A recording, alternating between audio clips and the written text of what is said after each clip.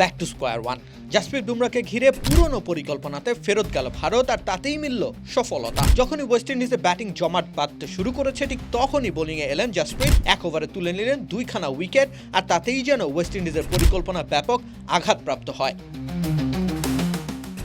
বুমরাকে ঘিরে বিকল্প পরিকল্পনাতে গত আসরে চ্যাম্পিয়ন হয়েছিল ভারত। জাসপ্রীতের ওভারগুলোকে পুরো আসর জুড়ে বুঝে শুনে ব্যবহার করেছিল টিম ইন্ডিয়া। পাওয়ার প্লেতে এক ওভার মাঝে যখন প্রতিপক্ষের ব্যাটিং থিতু হতে শুরু করবে, তখন এসে তিনি ব্রেক থ্রু তুলে নেবেন, এরপর আবার ডেথ ওভারে রান শুকিয়ে উইকেট তুলে নেবেন।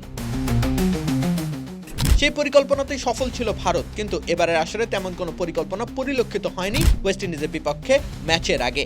বাঁচা মরার লড়াইয়ে দলের সেরা অস্ত্রকে নিয়ে পরীক্ষিত পরিকল্পনাতেই ফেরত গেল ভারত, আর সেই সফলতা এলো সিমরন হেটম্যার ও রস্টন চেজের উইকেট প্রাপ্তিতে।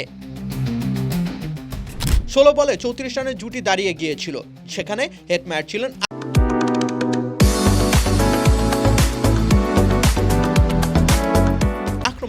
মাত্র 12 বলে 27 করা হেটম্যারকে জাসপ্রীত ফেরালেন। এই একই ওভারে এদিনের আউট অফ দ্য বক্স চরিত্র রস্টন চেজকেও সাজঘরে পাঠান বুমরা। স্লোয়ার কাটারে রস্টন চেজকে সহজ ক্যাচে পরিণত করেছেন জাসপ্রীত বুমরা।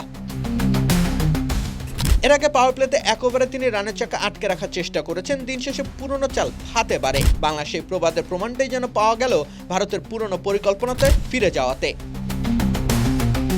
রাকিব হোসেন রুম্মান, খেলা 71।